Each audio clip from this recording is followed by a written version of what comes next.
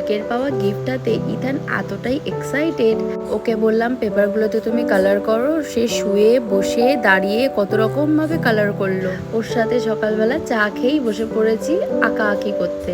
ওকে একটা ফ্লাওয়ার বানিয়ে দিচ্ছি। আজকে তাড়াতাড়ি রান্নাটা সেরে ফেললাম। আজকে মেনুতে গরম ভাত, ডিমের অমলেট, আলুর চোখা, মাছ ভাজা আর পেঁয়াজ দিয়ে ডাল। আর খাওয়ার সময় পাতে একটু গন্ধরাজ লেবু নিয়ে নেব। ইথান ওর বাবার সাথে পার্কে গেছে আর এদিকে এলিকেও খাইয়ে ঘুম পাড়িয়ে দিয়েছি। ভাবছি গ্যাসটা মুছে তাড়াতাড়ি করে স্নানটা একটু সেরে নিই। এমনিতেই সানডে, কোথাও তো একটা বেরোবই, আর হাতে একটা কাজ আছে। ভাবছি ওটা সেরেই একেবারে ফিরবো। বিকেলে আবার ওয়েদারটা খুব খারাপ হবে, ঝড় বৃষ্টি দেখাচ্ছে। বৃষ্টি হলে গাড়ি চালানোর সমস্যা তো আছেই।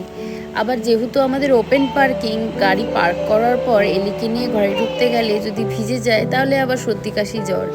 আবার ওদিকে ডাক্তার বারবার করে বলে রাখে ঠান্ডা লেগে যেন সর্দি কাশি জ্বর 1 বছরের মধ্যে না হয়।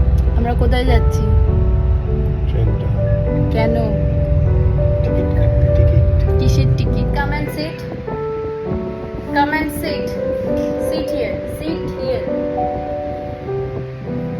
তুমি এটা কি করেছো? নিজে লিপস্টিক পরেছো? Show me your teeth. দেখি এটা কি, তুই কি সেজেছিস? ড্রাকুলা সেজেছিস?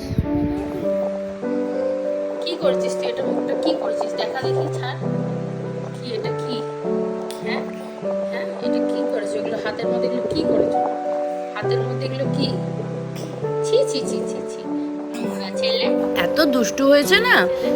চা করতে গেছি, এরই মধ্যে কি কাণ্ডটা করলো, সারা মুখ চোখে কালি ঝুলি মেখে কি অবস্থা। এখানেও একটু চিড়ে ভাজাকে পড়াশোনা করতে বসে পড়লো।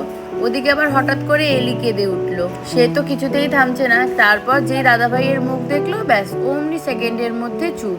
তখন তো কালি ঝুলি মেখেছে বলে ওকে স্নান করিয়ে দিলাম। তারপর এখন ওকে একটু পড়াশোনাটা কমপ্লিট করিয়ে নিই। একটু পরে ওর ঘুম পেয়ে যাবে, তাই ডিনারটা ওকে করে দিতে হবে। এদিকে দেখেছো আমাদের এলি, এখন সে বড় হয়ে গেছে বলে বাথটাবে নাই নাই করে। ওরও স্নান হয়ে গেলে ওকে খাইয়ে ঘুম পাড়িয়ে দেবো। তো চলো আজকের মতো টাটা।